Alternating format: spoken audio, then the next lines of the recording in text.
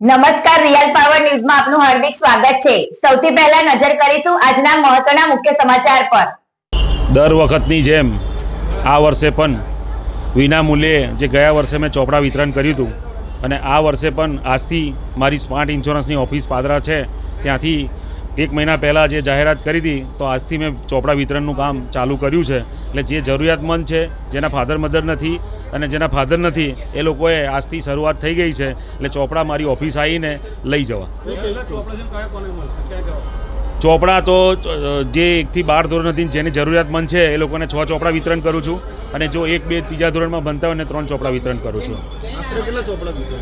આશરે ચોપડા તો 50,000ની આસપાસ છે, પણ જે લોકોને જરૂરત છે એ લોકોને આપવાના છે। તદુપરાંત મને જાસપુર સરપંચ રાજુભાઈએ કહેલું કે મને 3,000 જેવા ચોપડાની જરૂર પડશે તો જાસપુર વિતરણ કરવાના છે, ઠીકરિયા મઠ વિતરણ કરવાના છે, સરસોની વિતરણ કરવાના છે, પાટોદ સ્કૂલમાં વિતરણ કરવાના છે। એટલે જે લોકોએ એડવાન્સમાં મને જણાવી દીધું હતું એ સ્કૂલોમાં બધે વિતરણ કરવાના છે અને આજથી એની શરૂઆત કરી છે।